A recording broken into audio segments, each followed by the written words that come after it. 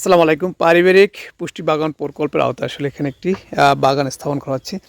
এখানে মূলত আসলে ৮টি বেড করা হচ্ছে। প্রতিটি বেডেই কিন্তু একটি সবজি দেওয়া হচ্ছে। বিশেষ করে এখানে কিন্তু এই যে আপনার কলমি শাক, পরেরটায় দেওয়া আছে ঢেঁড়স, পরের দেওয়া আছে ডাঁটা শাক, পুঁই শাক, লাস্ট মুহূর্তে যেটা দেওয়া হচ্ছে এখানে মরিচ।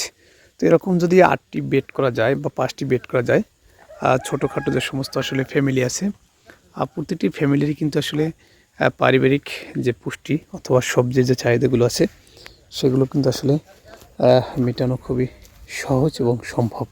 তো আসলে আমরা যারা আছি এবং আমাদের যে পতিত জমিগুলো আছে সেক্ষেত্রে যদি আমরা এরকম একটি বাগান করতে পারি, সেক্ষেত্রে ইনশাল্লাহ আসলে নিজেদের চাহিদা বিক্রি পূরণ করার পাশাপাশি এখান থেকে কিন্তু আসলে বিক্রি করাও সম্ভব।